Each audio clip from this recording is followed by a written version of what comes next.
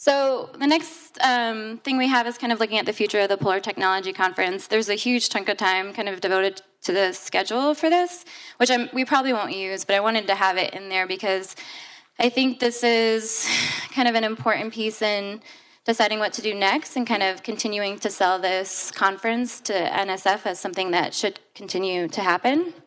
And I think as a steering committee, we were really struggling to kind of really focus in and try to figure out where this should sit in the larger spaces of conferences that are tackling similar topics. So I think what we realized was we can kind of get everybody together, kind of have this be a starting point for this space, and then actually solicit all of you, lovely people, for what you would want to have in the future. So when I was kind of put on this team to kind of look and restart this, what I was seeing was kind of the support for regenerating this being kind of mostly taken by the Arctic. When I looked at past conferences, I think most people were mostly from the USA, and you were kind of tackling the NSF programs on each pole. It was mostly federal industry and contractors kind of meeting together. And then there was low community engagement between conferences, and there were a few synthesis efforts that resulted in products that could survive for the rest of us to look at when we were trying to come back to figure out what we wanted to do with this. So once we got a steering committee together, we started discussing what we're hoping for this conference in the years to come. And the consensus that we arrived at is we want this to be kind of a truly bipolar conference where we can kind of bring both sectors together to tackle similar challenges. We would like to broaden it to be more international. We had quite a high international participant load this year, but a lot of people canceled travel due to coronavirus, and I hope you all washed your hands during that break. We wanted to bring more of the academic community in because I feel like we were missing those voices in some of the past presentations. And then also to build a sustained community with deep expertise. And when I say sustained, it means regular interactions. So people checking in with each other and having these conversations being driven forward in a way that is focused. And then also to have some sort of mechanism to move tech problems forward instead of actually just getting people in a room. And I think a lot of stuff gets solved one-on-one. You all are going to make connections that you'll bring into the future. But when you're trying to kind of sell this as something that should be continued for years to come, it is kind of one of these things that we're like, okay, well, what are y'all doing with this time and this money and this space? And if you can have something that you can point to where there are tangible products that you can say, it's like, oh, well, this is something we solved, or, oh, people made these connections, it makes it a much easier argument to consider or to continue this effort in the coming years. So what we need is input from you. In structuring the agenda, we did want to be as inclusive as possible. I think all science disciplines and practitioners in the polar space. So we did. We tried to pull from marine, terrestrial, and even space. But in doing so, it feels like we trying to be all things to all people, which I don't know if there's a legitimate question of how productive that is when trying to serve a community. So we would, I think we just really need input and to see how we could focus this to have it be something that's more productive. But before we have that discussion, I kind of wanted to introduce a mechanism that I think would function well to keep this community connected moving forward. So IARPIC is the Interagency Arctic Research Policy Committee, very governmental. It consists of 16 agencies, departments, and offices across the federal government and is charged with enhancing both the scientific monitoring of and research on local, regional, and global environmental issues in the Arctic. And to get everybody talking, this IARPIC collaborations portal was created as a way to keep different agencies and experts engaged and working together despite very different professional and geographic spheres. And so you can all become members of IARPIC. It is kind of focused around this 5-year research plan but anyone can become a member. There's kind of a fed side and a non-fed side, and you can engage with as much or as little as you want. But for people who are tasked with contributing to the IRBIC plan, they divide themselves into these different teams that have monthly telecom meetings and work towards goals that have kind of been outlined in that 5-year federal research plan. But I think people quickly realized kind of the utility of this collaborations portal, and they started kind of doing these self-forming teams, so focusing on topics that are not specifically covered by the research plan. So if there's enough interest, following this conference, one of my action items is to request a new team and invite all of you to join. And so we can continue having conversations that move past this specific conference. And then just to give people a sense of what a profile looks like, again, anyone can join. I think currently there's over 2,000 members of the polar research community. It is mostly shifted to Arctic because that was the whole purpose for the creation of this portal. It includes federal government program managers, scientists from state, academic, NGO, industry, indigenous and international organizations. And you can engage with different communities as much or as little as you like. And so I was just going to show like how detailed that you can get with these bios. And so you can say where you're at, you can give your contact information. I think I was showing it's like, you can write literally whatever you want here. So I was like, hi, Polar Tech Conference. And then there's a history of like what you've posted and shared with the group. And then there's also another section kind of that I couldn't fit into that one screenshot, but you can also tag yourself with topics of interest. And so these are kind of like hashtags within the IRBIC collaborations portal. So anytime anyone posts something that's related to a federal funding opportunity or the 2020 Polar Technology Conference, that'll show up in my feed, and I'll get to see it anytime I log into the IRBIC collaborations page. So if we were to move forward to this plan, we'd also be creating a database of sorts that people could come to with their polar technology problems and questions. And so we were also kind of seeing this as a way where, in addition to whatever kind of things we want to do as a community moving forward, whether it's webinars or kind of bringing up topics to focus in on as a group, it still allows for this one-on-one interactions where people can just solve problems or kind of come up and be like, hey, I'm struggling with this very, very specific thing. Something that may not appeal to everybody, but it also allows us to, again, just have this deep pool of knowledgeable experts that can start pointing people in the right directions. And so this is, if we were to form a self-forming team, this is kind of what the main page would look like. So there's opportunities to communicate with other members, share news, hold webinars, and other sustaining activities.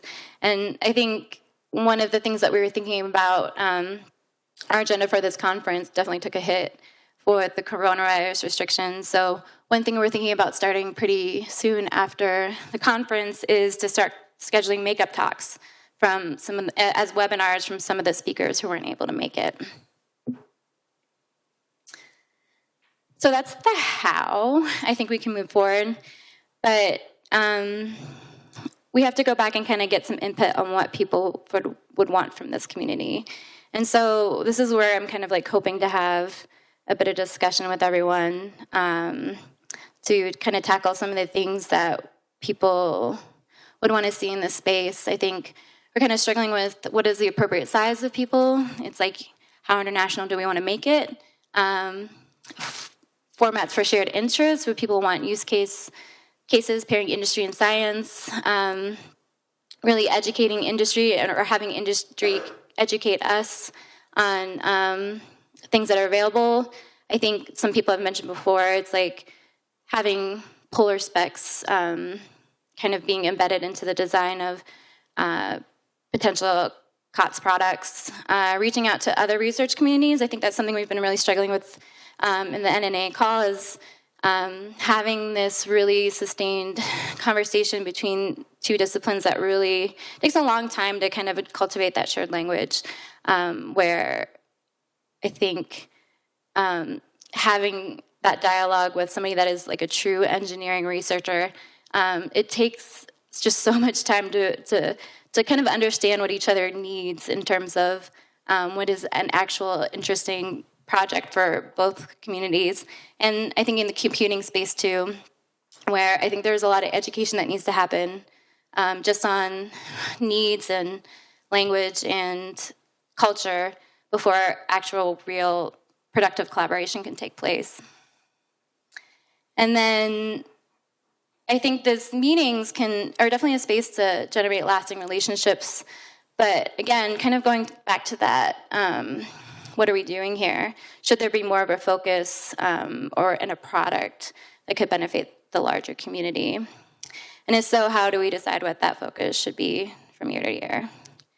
So these were some of the things that I think have been struggling with when, and the rest of the steering committee has been struggling with over the last year, when trying to kind of rebrand this as something that will last kind of the test of time and kind of be really seen as really important and productive, kind of in the portfolio of things that NSF devotes money to. And so kind of just like opening up the floor to thoughts that people would have. I think we're gonna try to retain some notes and embed this into whatever report that we generate after. So I'm gonna open it up to the floor. Okay. So what was your reasoning in choosing the size of this meeting? I was just curious about that. I think historically it had been 50, and then it's like 50 to 75 people. So we were looking at things in the past. And then I think I went to Alex Eisner and I was like, hey, who's the head of Antarctic right now? And I was like, hey, does Antarctic want in? It's like, if we need money, can I come to you? We're like, okay, well, let's just double it. That was literally, we were just trying to kind of stay within budget and then have something. I was like, okay, bipolar, add 50 people. That's all it was. I mean, I think that we do want to keep it small. I think there is a level of like interaction that happens that is possible here that you don't have at a conference of even like another 100 people, right? And I think we build in these 20-minute breaks on purpose. That was something I saw at a social science conference I went to, and I'm a natural science. I think I went. It was my very first one as a science assistant.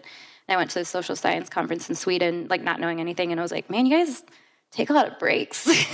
But they're all talking, right? You know, and I think I really fully appreciated that that's where those connections are made and generated. I mean, it's great to hear about all these really diverse things, but it's like the whole point is to get you guys talking so that you know each other now and that you know each other's names and you know each other's expertise so that when you have a question, you know who to call.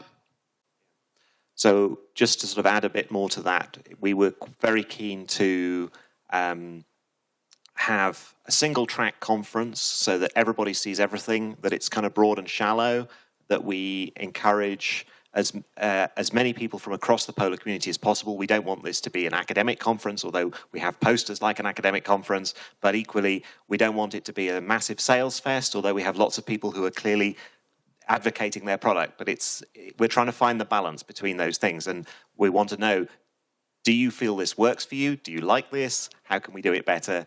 I don't think we want to spin off into a series of very tight, narrow conferences. Maybe that can happen later, but this is a meeting place for people coming from a lot of different disciplines. That was what we were aiming for. Yeah, happy to take further thoughts. We have a question online from Leslie Field. Would you be considering collaborating with including climate modelers, policymakers, more of the indigenous community to help understand at a more macro level the larger scale and future changes in the Arctic? Or is there more benefit to including mostly the strictly instrumentation and tech side for this particular gathering? We're open to all these things. Maybe the question is that would those topics be more appropriate for a different forum, or do instrumentation makers and the scientists and feel that those are topics they would be interested in? Again, I think we're trying to get this balance between kind of what are the problems that need to be solved that we may need to go to different expertises for people who are working in different fields versus what is already kind of being covered by other conferences.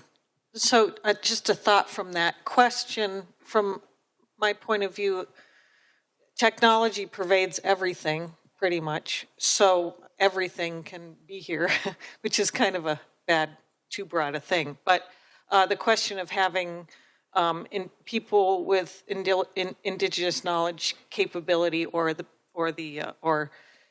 people who deliver that type of information, having them here is, I think, helpful as long as they are interested in and looking for, and there can be people to deliver on technologies to facilitate that type of thing or to foster it.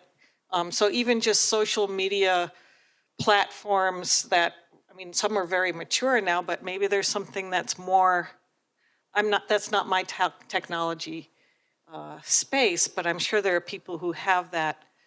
So I would answer the question of yes, we do want to broaden it in that way, as long as there's the kind of focus of the technology as the driver of the conversation. So I guess my question is there a charter or something that says these are the problems or the questions that we're trying to answer? No, I think we had that initial call for abstracts. I think what we were trying to do is pick themes that were when we were bringing this back up, was pick themes that could be all things to all people. And so why are we here? Science, right? And it's like, how do you measure science? Instruments, how do you empower instruments' power? What are you collecting with those instruments' data? Why are we, I think I'm missing one, but then overarching, integrating, how do you get that data out, communications, and then what gets you there? How are you functioning in this space? And that's where we were thinking maybe case use studies could be the overarching and integrative technologies. So that's how we structured this conference. But again, I think you can appreciate how hard this is. I mean, it is kind of, it's like going back to the Arctic program. It's like, it's like that, where you're just bound by something that, by geographic range, it could be infinite, right? I think that's something that we struggle with, the Arctic and the Antarctic. It does cover all things. I think what we're hoping from you guys is, what should those things be?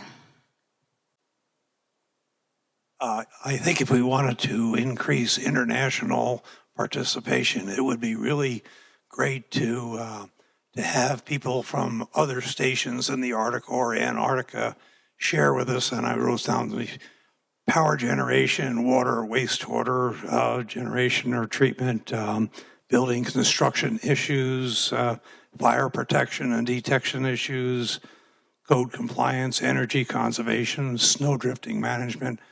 Those are things I work as a consultant for Antarctica, New Zealand, and they're about to build another station, and they're looking for ideas. And I think it's a pretty unique area that I'm sure other stations would have a lot to bring to the table if we got that far involved with international. Yeah, I was going to say, I was the only non-American on the organising committee, and I thank you to Pat for nominating me, but I think, there's definitely a lot of scope for broadening it out. We did hope to bring you Mike Rose from the British Antarctic Survey talking about automating their station. He's been told he can't come at the last minute, and we had to cancel him on Friday. So that was something we were aiming for, but definitely in the future we should broaden out and make a formal invitation, perhaps through ComNap, to all the Antarctic programs to take part. That would be a really great thing to do, provided NSF can make that work. It was difficult enough arranging my flights with the American rules on who you can and can't fly with. So there are some hurdles to overcome, but it would be a good opportunity. Thanks. Just to speak to your point about some of the practical issues, I see this being a really good opportunity to have a forum for these really enduring polar issues that are easy to overlook, and yet they're not going away. And they have a lot of value in a lot of systems, and there is a lot of expertise here to share. And then contrasting that with, especially on the data side, just this huge technological innovation that we're still experiencing right now. And this is a really great room and space to talk about that. And those innovations are really driven by what you can do with them. And lot of the best applications for them are inherently really practical, actually. And so I think this is a really good space to navigate a lot of those fields. And so I think like having the new things that pop up, the greatest things, but then having that tie to these like long-standing, enduring issues, because between those two areas is where a lot of the innovation happens. And so I think this is a really good space for that.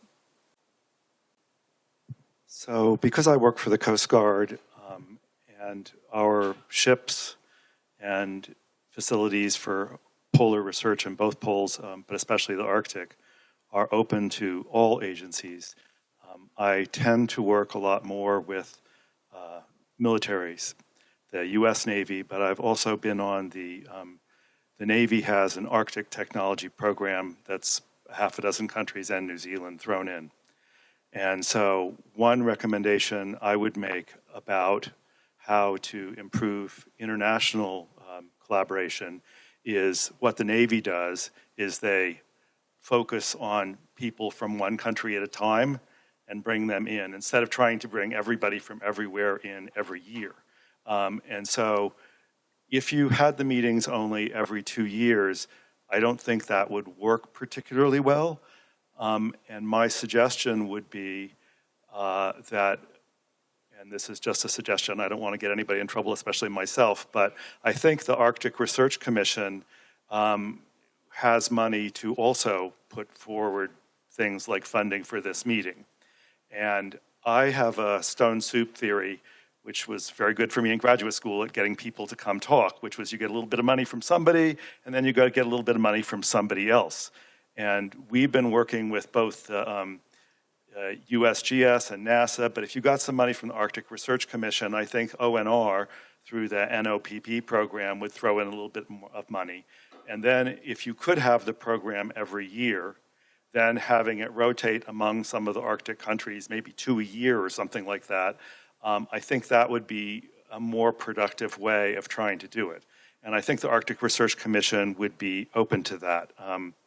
I guess the one other thing I was going to say was I come from the UNOLS community for ships, and we have the Research Vessel Technical Enhancement Committee, and that committee keeps a running log, sort of like what you said, but I don't think that there is a polar technical committee, and maybe that could be specifically fit in.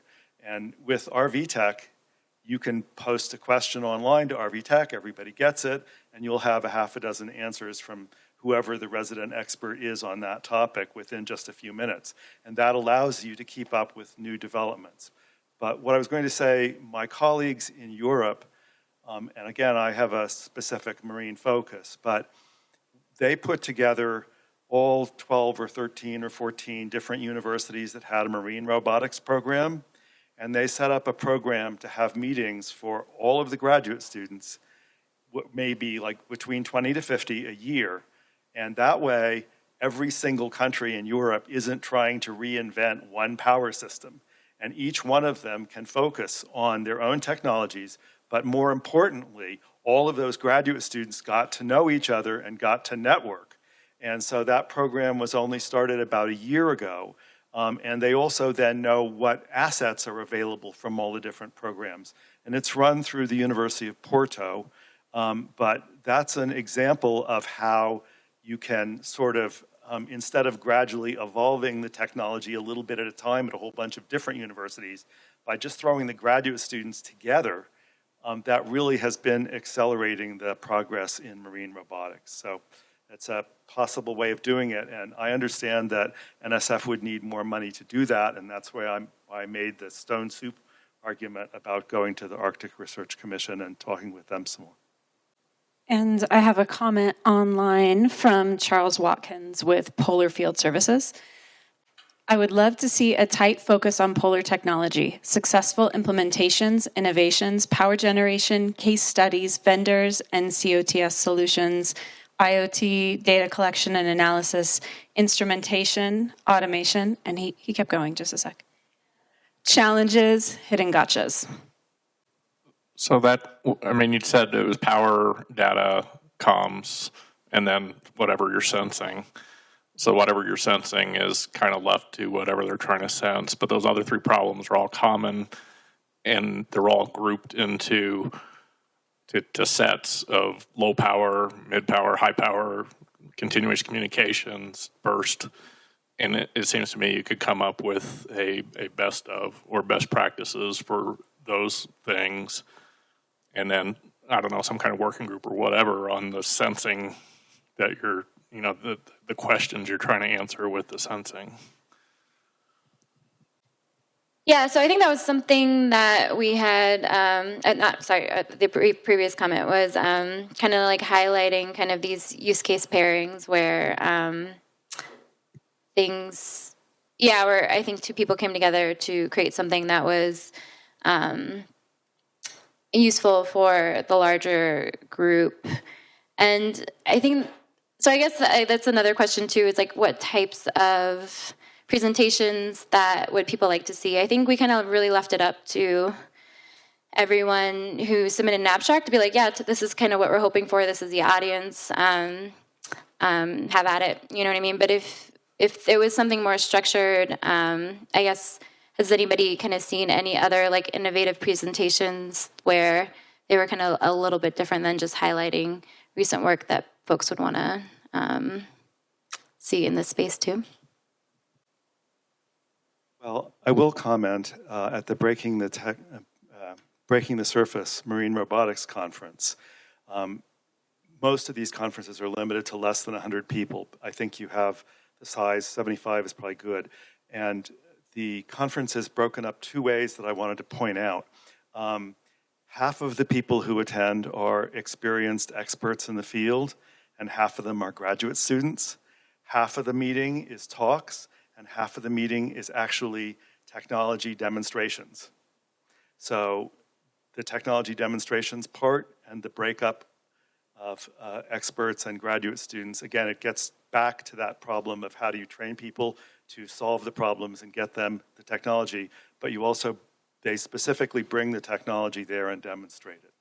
And so I'll be talking a little bit about some of the demonstrations that have been done in the last couple of years, but that lets people physically see the stuff. Just a short comment. In the past, I went to famous meetings. It's about Arctic Ocean, and they did just school, about 1 day sort of school for graduate students and postdocs, just to introduce them to the topics that will be covered during the conference. And I found it very, very useful, and I think it might be useful for this conference as well. Yeah, how was the school structured? Did they, maybe you can give me more information on that. Sure, yeah. So they started, the program ended, but they would do 1 day school before the conference starts, and the conference was 3 to 4 days, and they would invite people to give educational talks on different areas of the Arctic in terms of just regions, and also different topics like mixing processes, sea ice.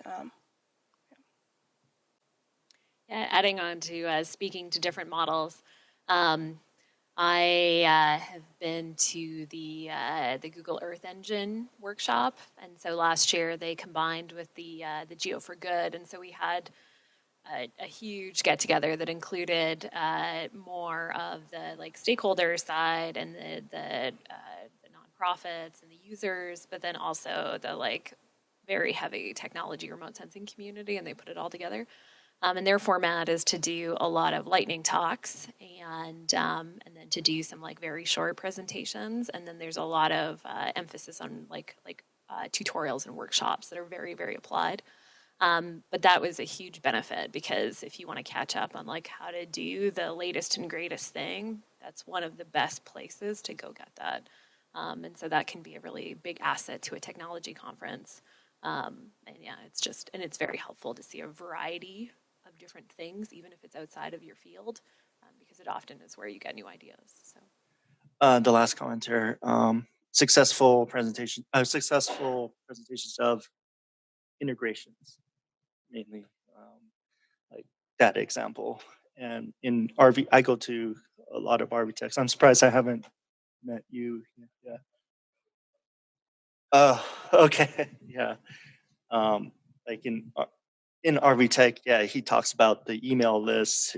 Yeah, we all have like a forum or email list that we all get together and exchange ideas. And every year we get together and give examples of very different groups coming together and successfully integrating certain technologies to very challenging platforms to different ships or locations and whatnot. I see, quite a bit of stuff already, but I have no idea how I would integrate that to or apply it to what we do. Like I'm on the Healy primarily, so. Well, to follow up on it, so this is a brief interview. So some of my experience with the RV Tech guys have been, I guess, high seas net, the Scripps runs kind of came out of that environment, right? We're solving a lot of communications problems that were common with the ships, especially the deep ocean going ships, which is an ongoing problem, right? It's never solved. Then I guess question two about data acquisition systems. I think there's been stuff there. And the bathymetry systems, some of those, some stuff that Lamont's done. So it seems like, it's a good forum, but some different technical issues that come together where there's a common across the different universities and the research community. They have some common issues they work on together. I think some standards have evolved out of that somewhat. Yeah, okay. So I just wanted to, sing your RV Tech's praises a little bit. I'm a resource for a lot of people in the Iridium world, and the presenters here are fantastic. I know a lot of people in the room, but with the way the abstract comes about, it feels a little bit random. So what I would appreciate for a future PTC is a survey of attendees. What are you interested in? And then we can bring in speakers to address those particular topics. I think that would be a really good thing to do. It would also facilitate specific breakout sessions. So if you want to know about Iridium, we're going to go to a separate room. We're going to talk about that for 2 hours. And people that aren't interested can do something else. Really good suggestion. I think when we were reviving this, we had a really hard time trying to imagine how many people would be interested. And I think we even kept pushing that deadline back because we were getting too many abstracts. And then all of a sudden it all came in and we're here and this is wonderful. But I think this meeting needed to happen to kind of reestablish a community to call upon to, before that type of survey or gauging interest could take place. And now that we have all your emails. But yeah, it's a good point. Which way around do you do it? Do you solicit the speakers and then see who shows up to hear those speakers speak, versus do you invite who was interested and then say, now what do we want to talk about? And we did discuss the possibility of doing unconference format, which people might have come across in the software world, where everyone shows up without an agenda, and then you all make the agenda on the first morning by people volunteering to talk about stuff and other people voting on who they want to hear from. So maybe something to think about for a future session. The point I was going to pick up on, I like the idea of bringing more graduate students in, and we would need to have the funding commensurate with that. One thing that would tie in very nicely with that is an idea I've been trying to punt for some time and have been looking for somebody to, with the right budget for, is to run a practical engineering field course aimed at graduate students who don't have an engineering background, and just build a simple instrument, take it out literally outdoors somewhere where there's a bit of snow, and try out the experience of building your own instrument and then getting data from it in the field after you've done an installation.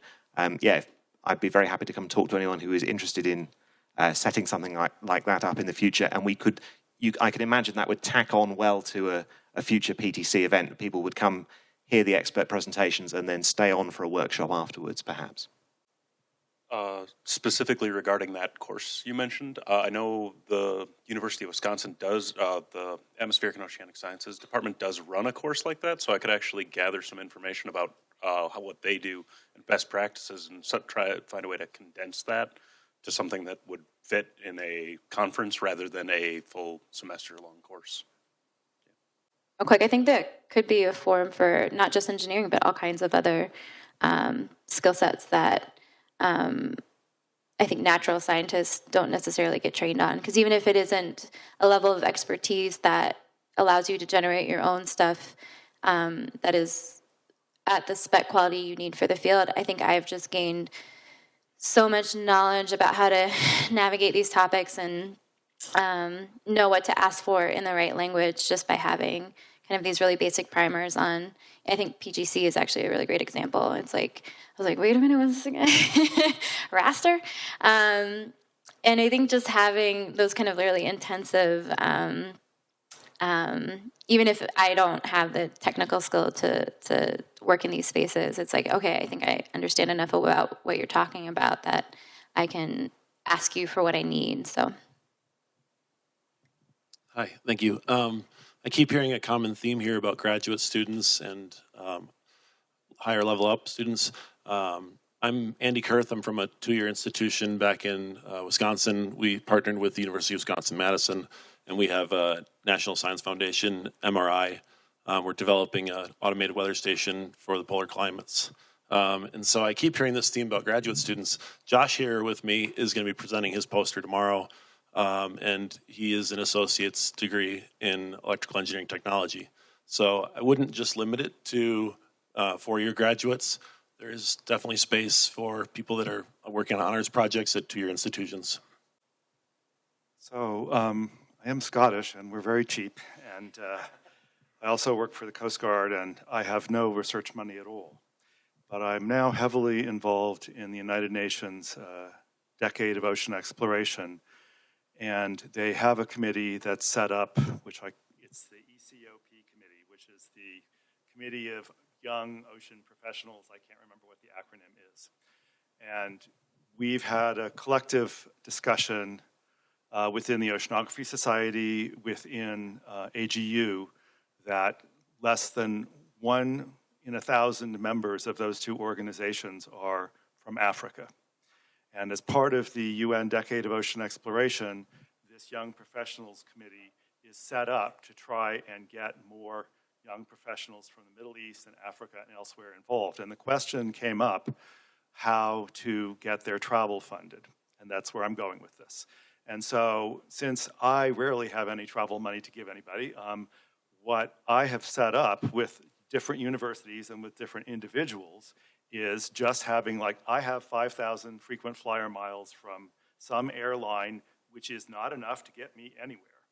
And so we have set up, there are systems you can set up within the universities themselves where people can donate their frequent flyer miles that they don't have enough to use or are timing out or whatever, and that will pay for those can be donated and collected and given to graduate students to fund their travel.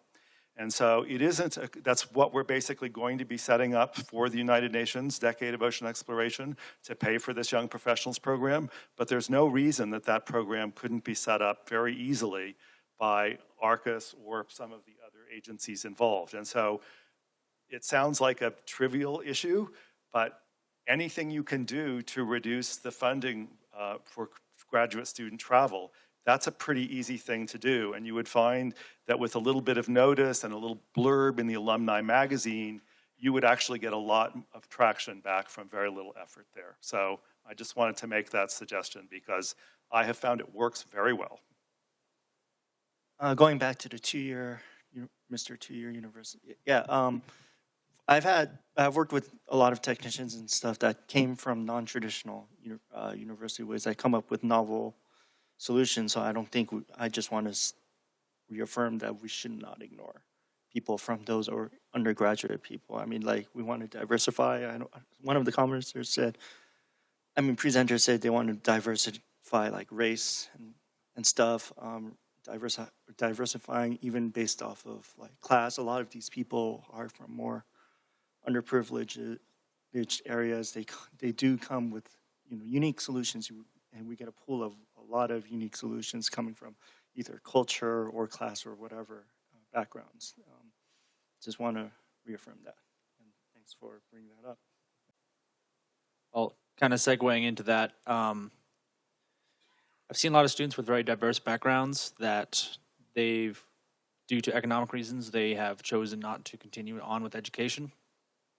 So that's why one of the reasons why I brought up that REU comment earlier was that was what had gotten me originally into research, was the opportunity funded by NSF to explore research, and that got me intrigued. My background prior to that had been automotive and engineering, and it really helped me make this shift. So in a broad spectrum, as a community, opening up opportunities to not just graduate students or PhD students will just strengthen the community as a whole. I was going to say, I like to take that even one step further. So in the world that I work in, and the trainings that I've been offering, I target them actually at people that already have a graduate degree a lot of the time. And it's because, to be frank, it's not like we don't have an issue training undergraduates, and we don't have an issue training graduate students. We have an issue having places for them to be employed afterwards where people can really utilize their skills. And so I think that, like, when we talk about like communication and education, we have a very broad spectrum of who we need to be like wanting there and also accommodating. And that's where like technology is a really wonderful bridge to do that. And so that's my comment, is that like I love the undergrads, but I also like totally appreciate that the community members absolutely have a lot of technical skills to add, and also the working professionals as well. And so that when we're talking about this, it's for implementation, you need a lot of people on board, a lot more people than you think. And especially on some of the technology side, especially on the data side, our hangups are not where people think. They're actually at some of the higher levels, and really understanding on the research side and on the application side what you can really do now. And you can do tons of things, and so how do you prioritize? And I think that's a key thing that we can be talking about here. And that's very rapidly evolving. So. Well, thanks everybody for all that feedback. I'll probably send out an email. I think there'll be a survey, but then I'll probably also provide my personal email. And if people have thoughts moving forward, it'd be great to hear about them, because I think it's nice to get this reestablished, and we would really, I think, would like to see it to continue. And I think we need a lot of input for that to happen. So thanks. Oh, and then we also have a sticky note wall. It's related to the next breakout too. I think you might have seen them when we were grabbing food. So it's I think up there is what would you like to see from your next PTC? So there's sticky notes, and there's those big white things are actually just giant Post-it notes. So feel free to grab a marker and add your thoughts as kind of over the next 2 days. So that we know if you have stray things that come up, you can actually just document it there. And then also there's another sticky note for this next section. So this next section is going to be kind of a breakout section. We kind of wanted to have something that would really solidify connections that could be made and maybe force you to interact with people that you haven't already. and then to have people kind of walk away with something really tangible. So what it is basically is going to be like peer-on-peer coaching. And so if you look on the back of your name tag, you have a number.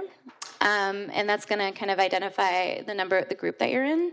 And so we're kind of ask everybody to kind of get together in one of the spaces in one of these groups. And then in the next hour, you can present your group with a problem that you have, like maybe a problem that you're facing either in your work or something you've been kind of thinking in an abstract way. And then we can kind of go around the room and ask people to kind of respond to that problem. And then that way you kind of have maybe some ready solutions to something that you're facing as a challenge right now. And then you also have a name and contact to go with it. Or maybe they can provide a name and contact for you to contact and to help move you forward. So that's what we'd like to do right now.